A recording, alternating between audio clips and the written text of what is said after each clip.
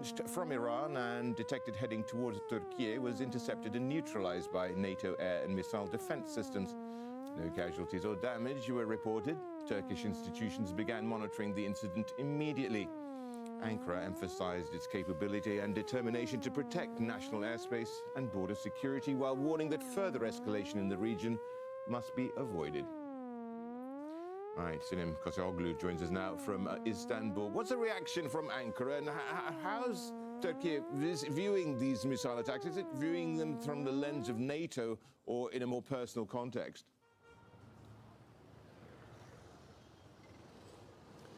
Well, the Turkish reaction so far by the Turkish Foreign Ministry and Defense Ministry was kind of threatening, but also underlining the neighborhood relations, because Turkey has also supported Iran in the negotiations between Iran, United States and Israel recently before the Oman talks began, and that's why Turkey wants to be constructive. However, Turkey is the second largest army within the NATO, and there are US bases inside Turkey.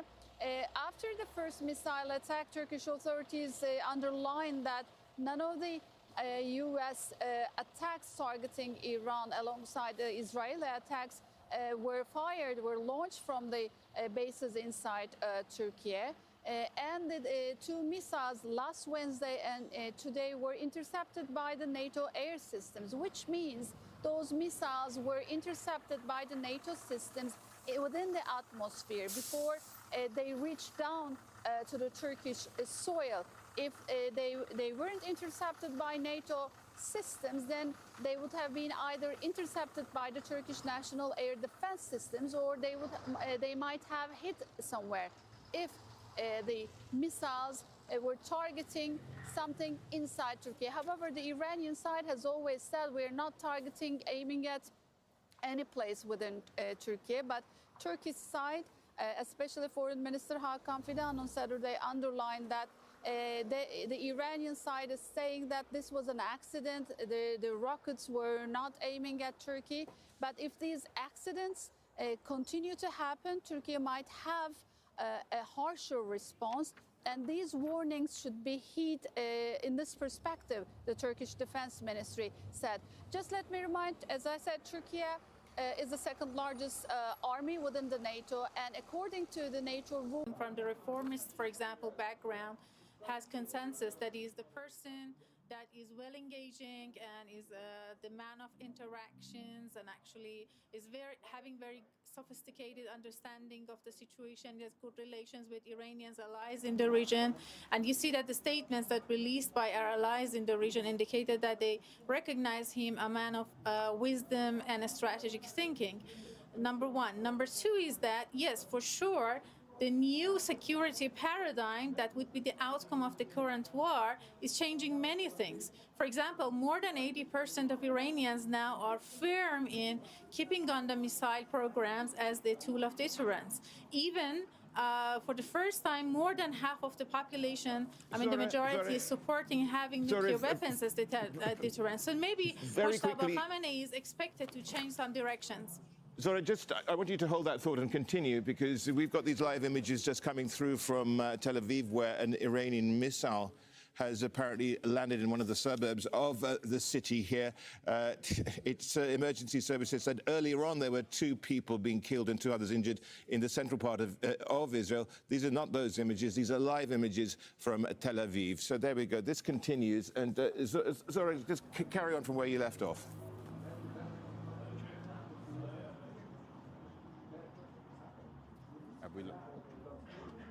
Zora, continue where you left off.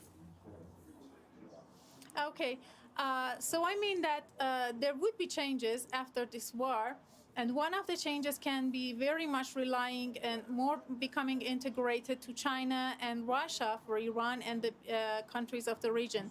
You know, Qatar, for example, has invested $18 billion in Al Udeid. When it was in the place of defending itself, it was a priority of the United States to send the interceptors to Israel, not Qatar, not UAE. So I think that even the nations of the region and the country and these dictatorships, if they are wise enough, would change the directions, having new trading partners and security partners. And Iran also would be much more firm in this discourse of resistance and standing independent in the region. Rob, okay, we were discussing what Donald Trump's war aims are, which are nebulous, to put it mildly. Is Benjamin Netanyahu more certain as to what he wants? Yes, and this is actually the problem here. We know that Israel is quite happy to create a paradigm of indefinite chaos in Iran. And there is a strategic logic to this. However, it may sound abhorrent that basically Israel has always been seeking strategic depth. It wants to push the fighting as far away from its borders as possible. So rather than fight Iran's allies on its own borders, it would much rather use its air force to quote unquote mow the grass over the skies of Iran to basically push the conflict far away. It's not necessarily interested in putting a new regime in place, keeping the same regime in place with a different leader.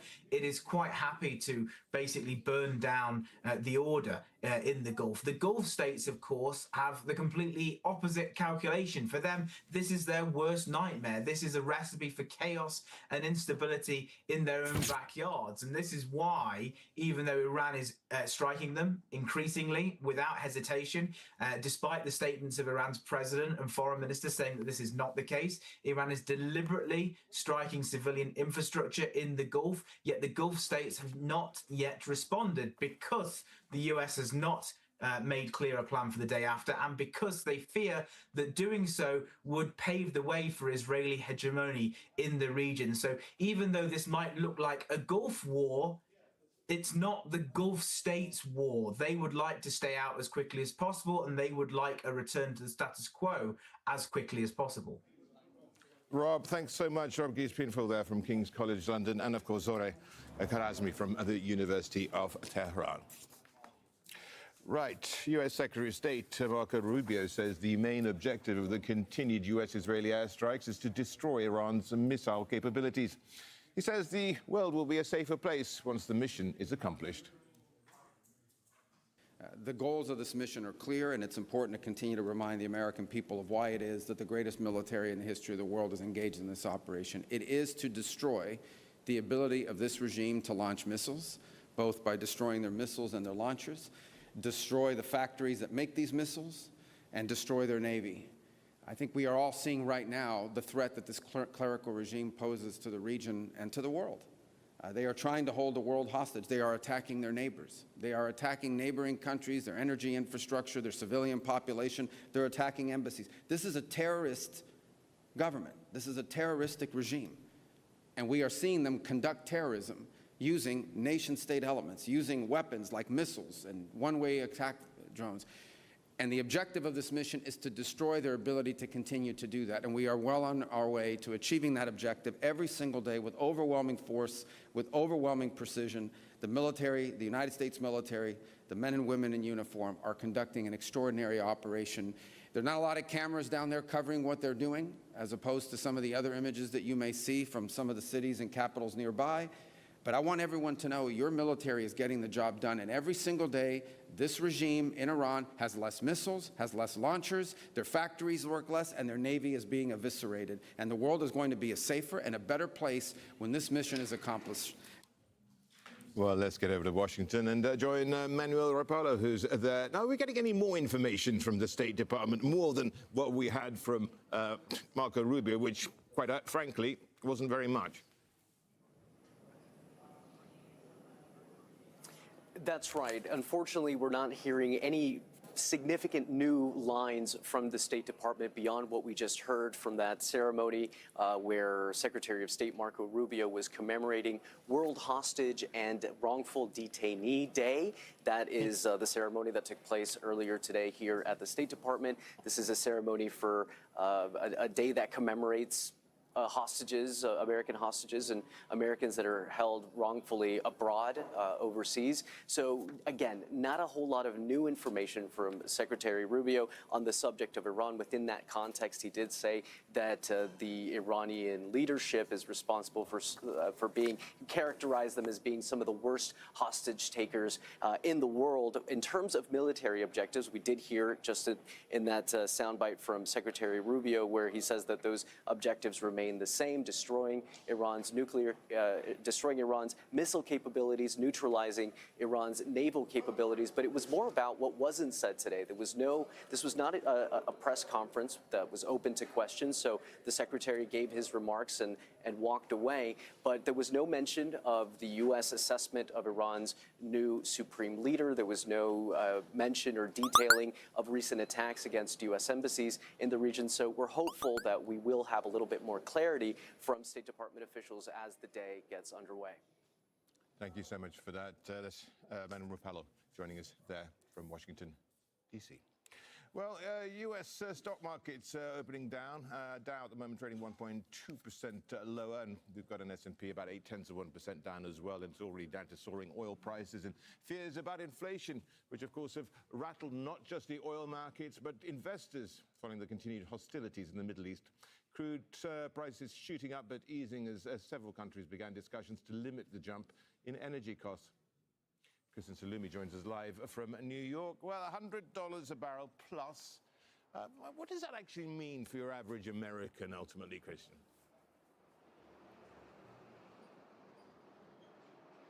Well, to put it in perspective, gas prices at the petrol station behind me here in New York are now $3.79 a gallon. That's about $1 a liter. More tellingly, it's a 17% increase just over where prices were just over a week ago when the U.S. and Israel first started attacking Iran. So that's a substantial increase. To put it also in perspective, we haven't seen prices this high in the United States in about 4 years since Russia launched its full-scale invasion of Ukraine. So while we have seen prices like this in the United States, it's been a long time. It's been 4 years. And the sudden increase is really taking a lot of people that I've been speaking to here by surprise. So what is Donald Trump saying? What's he doing to perhaps mitigate the situation? Because he was on record as saying that a high oil price was the price worth paying.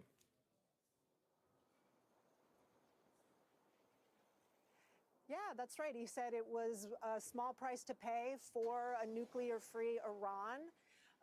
But it is the highest we've seen fuel prices since he has been in office. And this is a president who ran on lower prices overall. We know going into the midterm elections, inflation has been the top issue for American voters pretty consistently. And so we've seen President Trump saying that this won't last long. The United States will take steps to ensure that tankers can get through the Strait of Hormuz, where so much oil production and gas production now has come to a standstill. But insurers are nervous and shippers are going to be nervous about the ongoing conflict and what we saw over the weekend with attacks continuing. That is again raising the question of how long this will continue and what impact that will have not only on oil prices, but on the economy more broadly speaking. And that, I think, is what we see weighing on U.S. markets this morning. Kristen, thank you. Kristen Salumi there joining us from New York. Well, while airspace over much of the Gulf remains closed, some airlines have started operating a few flights to help people get to their destinations. In Doha, Qatar Airways is operating a pared-down flight schedule to help stranded passengers. Zainab Basravi reports from Hamad International Airport right here in Doha. It is the early morning hours here in Doha. The sun is just coming up, and only a few hours ago there was another missile attack on Doha. It was intercepted by Qatari air defenses, but it was loud, it was scary, and it was one of those morning attacks that people here have been waking up to consistently for the past week or so, with very little give. But what we're seeing now is after the all-clear has been given, here passengers who have been stranded since the war began for over a week now are beginning to come in and check in for relief flights to be able to leave the country. At Hamad International Airport, every counter right now has someone there checking in to try to get on a flight to try to get out of here. And this is what clearing a backlog of thousands of air travelers looks like. I'm from Australia. I'm traveling to South Africa today. There aren't that many options for where you can fly out to. There's only a couple locations, so you kind of take what you can get. Being here has been really tense. I mean, basically for the entire week, every day we've heard explosions, sometimes loud enough that the windows were shaking. Just when you thought it had stopped, I mean, just a couple of hours ago, we heard some of the loudest explosions that we've heard since this thing begun. The airport's security apparatus has multiple meetings a day with the Qatar Civil Aviation Authority, and their job is to determine whether or not the airspace is safe enough to fly or not. Now, the priority is to get people back on planes, but as always with air travel, safety comes first. Now, it's not all smooth sailing. Full planes and overbooking do appear to be causing problems. I thought today I stayed with my husband. I finally know. I don't know. It's so difficult. If I can go, just tell me. No, don't fly for you. Stay in a hotel. No, move for nothing. Spend hours with him is so difficult, and this, I'm pregnant, and all the situation. It's annoying. It's so annoying. And this morning, I listen again, bombing. Why? What happened? What is going on? But passengers who need help are being identified and solutions are being offered. The best part of visiting the Gulf Arab region, cities like Doha, Dubai, Abu Dhabi, has always been how safe these places are. There's ease of travel, freedom of movement. These are places that connect people, and what the war has done has severed those connections. And now trying to get flights back up in the air, even in the midst of ongoing risks. With every flight that lands, with every flight that takes off, it carries a little bit of hope that things can get back to normal in the region as soon as possible. Zain Basravi, Al Jazeera, at the Hamad International Airport in Doha. Well, Iraq has increased military deployment to border zones in an effort to manage escalating regional instability. Asad Baig is at the Iraq-Iran border with more on the additional security measures being implemented. We're here near the Iraq-Iran border, where in recent days Iraqi authorities have deployed additional security forces as rising tensions from the widening conflict continue to spill over into northern Iraq. Behind me is the frontier with Iran, a mountainous area that has long been used by Iranian Kurdish groups to move between the two countries. Now, this move of deploying additional security forces seems to be sending several messages at once. Firstly, it signals to Iran that Iraq is serious and does not want Iranian opposition groups launching operations into Iran. Secondly, it shows Iran that Iraq is serious about the 2023 security agreement. Now, under that agreement, Baghdad said it would clamp down on Iranian Kurdish opposition groups inside northern Iraq. Also, it signals to those specific Iranian Kurdish armed opposition groups that the additional forces make it very difficult for them to move into Iran, something that Iran has accused those groups of doing. But all this comes as there are increased tensions here in Iraqi Kurdistan. In recent days, armed groups, Iraqi groups aligned to Iran, have launched multiple drone and missile strikes across Iraqi Kurdistan, including the cities of Erbil and Sulaymaniyah. As a result of those strikes, there have been deaths and injuries. Now, the regional Kurdish government seems to be losing patience. The president of the regional Kurdish government, Masoud Barzani, has said that the Kurdish people have always been peaceful and sought coexistence, but there are limits to self-restraint. He called on Baghdad to clamp down on those groups and called those attacks on the cities, on the infrastructure, as well as Peshmerga, a war crime. But right now, both Baghdad and the authorities here in Kurdistan are determined not to make this border and this frontier the new front line in this widening conflict. Asad Baig, Al Jazeera, from the Iraq-Iran border. Yeah, Well, the let's reason look at why I some of went the live on stories this making headlines. is that The I trial don't know of if anybody Istanbul's else is. jailed mayor Ekrem That's Imamoglu number has one. begun Number in two, I Turkey. just wanted He's to accused of see corruption what in it a was case like to critics be say is live. I have politically never motivated. really gone live during the Imamoglu has day, widely been seen as a challenger to President Recep and Tayyip still testing Erdogan. out He was equipment, jailed still last year getting on the day he everything in was place. named It's the not an presidential easy candidate of the main proposition to do opposition this by any stretch CHP of the party. imagination. Now, Ivory Coast and Ghana produce about The other half side of this the is world's I cocoa really beans, would but this prefer year not they to are be in struggling to this. sell their crops and pay farmers. I don't know Now, what this you is want to due call it. I to guess it's a ample global war, no forests, matter which how have you lowered look at it. prices, and also because of falling demand from chocolate makers. Catherine Soy has It's not where I stand by any stretch of the In Ivory imagination. I Coast, highly Marie doubt that Bro very says many she's do. had a good harvest of cocoa, mostly used to make chocolates. She's expecting to sell it through her cooperative. This map that I have up actually shows live hits, and it's almost like the Citizen app here in the States, where it if anybody records something, it will come up here on the screen. So it's kind of interesting to watch it real time. I think we're getting at least more, at least that I can see, information from any place else. I think a lot of the independents are going to provide more data than anyone in this type of scenario. At least that's my opinion. And I guess since it's my channel, I'm entitled to it. So.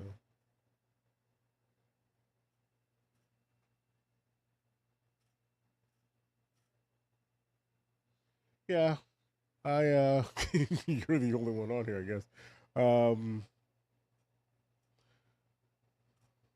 Hawkeye Pierce, yeah. You know, it's funny, I remember MASH. It's one of the advantages of being a boomer. This room has such an echo now. I didn't expect that with the monitor move. I honestly wish our troops were not there. I really do. I don't want to fight somebody else's war. And I understand it might be a requirement. I do. But it is what it is. And we're there now. I just want them to be safe and not to have a very long, not to have this spread out for a long period of time. I don't think that's going to happen.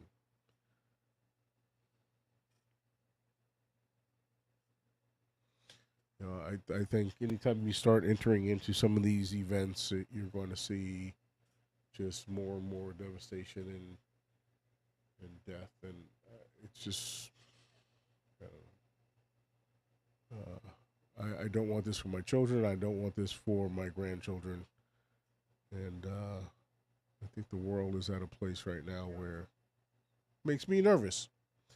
So therefore, I put this up. Sometimes the maps update. Last night, it was going crazy. I edited a video, and during that process, I was watching all these missiles come in and interesting things of that nature. Sorry for the background noise. I always have a scanner running one way or the other. So it does not appear to have any additional data there. It's kind of an interesting map. I like real-time events, and this is something that I think is worthwhile monitoring. I know that there's some other ones. Yeah, there's some other ones out there as well that do this. It's nerve-wracking, and I'm nervous about false flags and something occurring here in the States. I just wish we would focus on our country a little bit more. Maybe that's being selfish. So be it.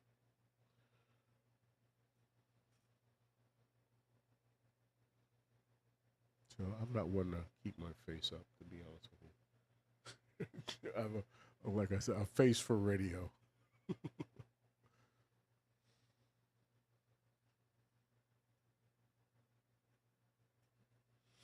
So I don't know how long I'm going to keep this up and running. This room gets fairly warm. My wife turned on a vacuum cleaner, and I can't stand that robot. It just needs to go somewhere.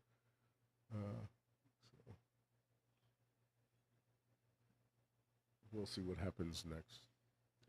It's interesting. There will be a sound, and you could actually watch missiles fly across the region. I've never seen anything like that before, and this is a kind of a cool map. I don't know if I've seen this anywhere else on YouTube, and I don't know if YouTube is going to kick me off because I have it up there. But I'm a little tiny channel, like ultra small. Nobody's going to pay attention to me anyway. So I figured at least I'd have this up until one of the bigger guys comes along and swallows it up.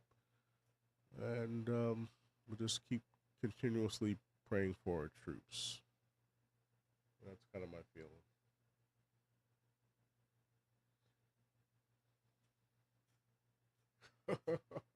Oh, well, thank you. I appreciate that. I try to put some time into some of my content. I really do. I think sometimes I am my worst critic. I make a video, and I think it's going to be a real quick video, a 5-minute video, and the next thing I know, it's like 4 hours. You know, I'm still working on the same video and just trying new things. And sometimes I think it'd just be easier just to speak into the microphone and let it go, you know. But it is what it is. So, but I appreciate that. You can tell, can you? I can always tell when I'm getting tired. And I get near the end of the video, and it's like I can't be bothered. Just like the hell with it. But I try to put out some good content. I try to remain within my swim lane. I don't know a whole bunch about Charlie Kirk, but I do know a little bit about cybersecurity, and that's we got a little noise. Let's see, what was that?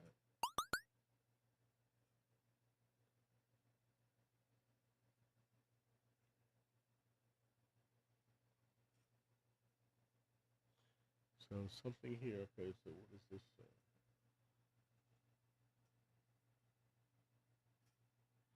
I don't know. It was interesting though, yesterday evening or early this morning to watch the missiles just fly just across, you know, and it's just sad that humans themselves, I don't care who they are, have to pass. I don't think that this is what it's meant to be. I really don't. Just personal opinion.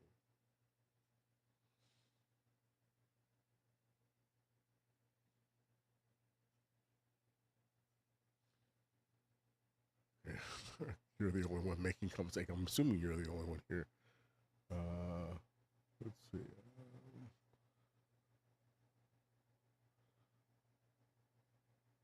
Right on. I wish I was younger too. Me too. Nervous. But yeah. I try to be a good guy.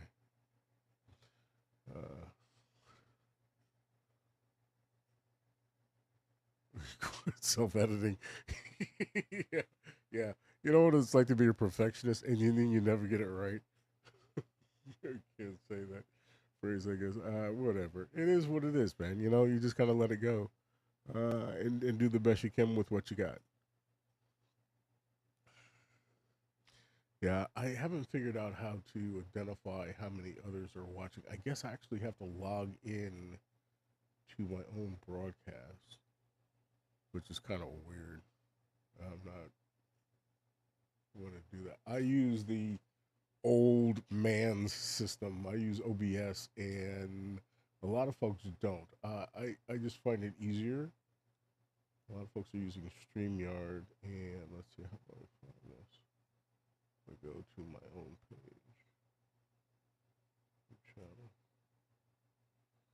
There it is. And the system. I use OBS, and oh, what a delay that is. I just find it easier.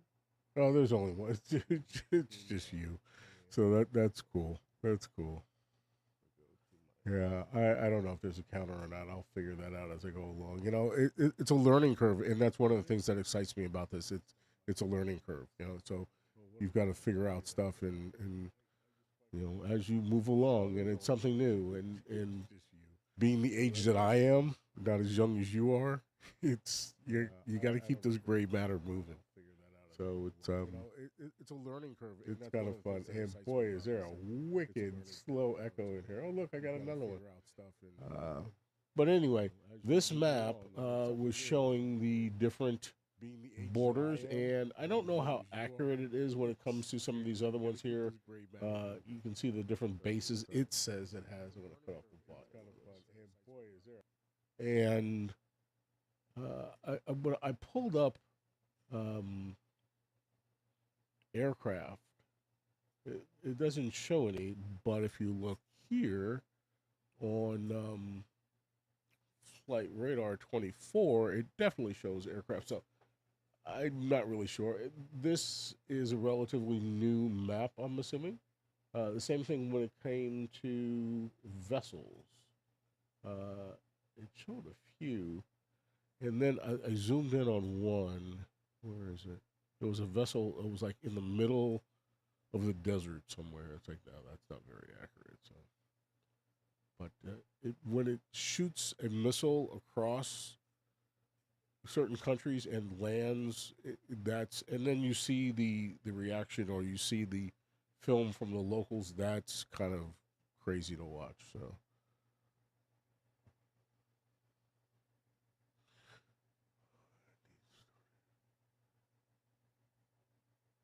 Yeah.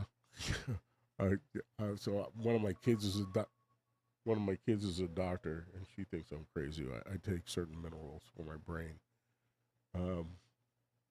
She just wants to cut you open and experiment. But she's brilliant, absolutely brilliant.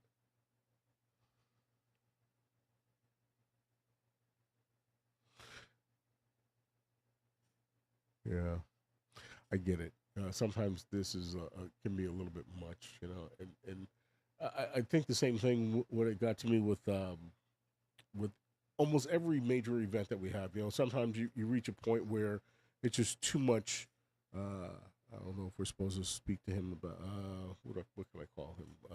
Island Man, or sometimes it's just too much Nancy, or sometimes it's just too much war, or I want to say, where's the happiness? Where's the good stuff? And I like the way you opened it. You said, well, it's a beautiful day here in OKC. So I'm a couple of 100 miles to the south, and it is a beautiful day here in Dallas as well. So bravo, bravo.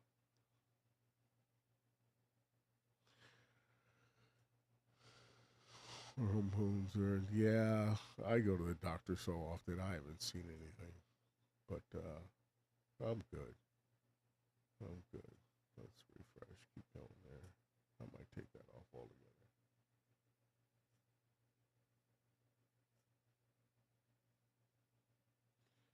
And we had live.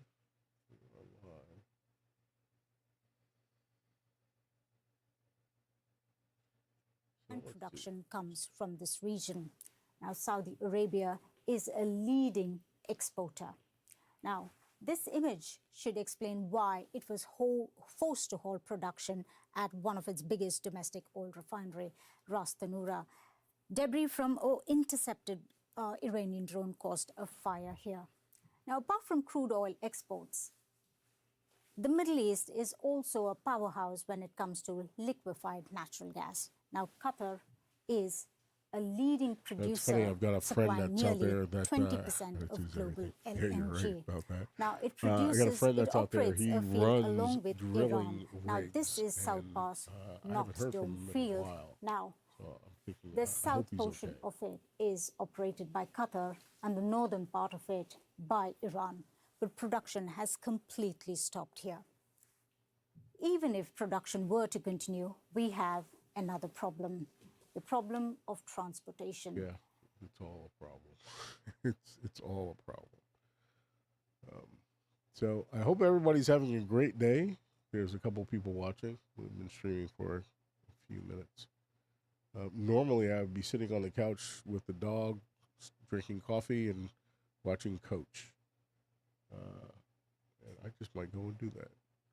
But I kind of thought this was important, and I ran across this site yesterday, and I was so busy editing that video that I put up, that little short tiny video. It just drove me crazy, but it was good. It was good. I hope you all enjoy it.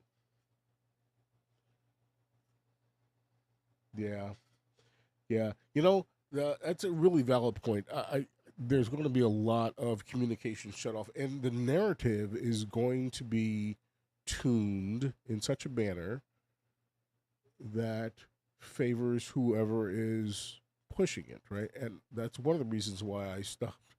One of the reasons why I stopped watching. Well, I don't watch regular television anyway, but you know, it's. I always look at ownership. Who owns what? Who's trying to push this narrative? And that's one of the reasons why I stay in my swim lane. I know cybersecurity well enough. I've done that for some 20 years. Not a whole bunch of phones, but I know about the software. And to me, it's important. You know, if I can help somebody understand something, I think that's kind of cool. So that's what that video was all about. It was just like, just keep your stuff up to date, back up, and don't go bare places. That's pretty much it. But a lot of people don't think about that. And I've seen other YouTubers go out there and they're fighting the hackers and all that. Yeah, that's cool. But why not, like, let's stop it before it occurs, right? Old folks don't need to give away their money. They just don't. And then pray that it's going to come back. It doesn't. So that's my 2 cents on that deal. Anyway, I'm going to go grab a cup of coffee, and I'm going to leave this map up. I might have to pay for this service. I'm wondering if YouTube is going to ding me on this because I don't see it anyplace else. So we'll see. When a missile attack does come in, it makes a racket.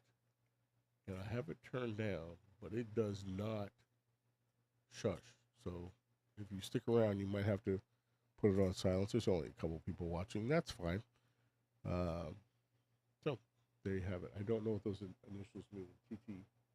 TTFN. 12 to find. I don't know. That's okay. I'm old.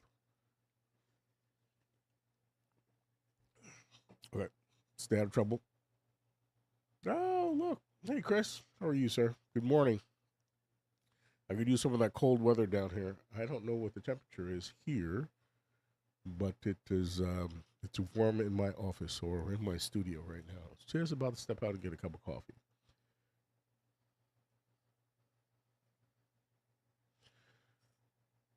Go to Coach. Do choice, yeah. Yeah, I need to watch Coach. I was going to start doing daily wrap-ups between Coach, Ian, and Baron at the end of the... Uh-oh. Oh, here we go. Ooh, that one freaked me out last night, too, just to watch it. Oh, is that Rocky? Okay. Do we lose another one?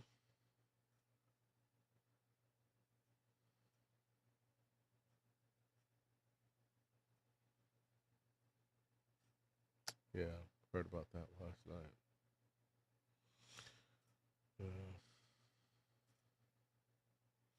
Oh, no. Okay. Yeah, that's sad. That's just sad.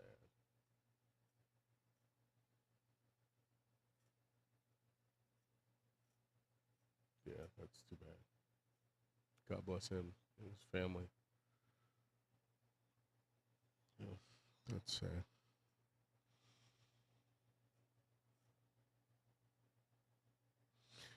Anyway, I've got a buzz in the background, guys. That is the air conditioner running, believe it or not. And it is the beginning of March. All right? So it's going to be a blazer here in Texas, but that's okay. All right, it's coffee time, so I'm going to step away. You guys enjoy if you like. Chris, great to see you. I'm going to try to do some more stuff like this so I can keep up with Allie. You guys are doing great work. Keep at it.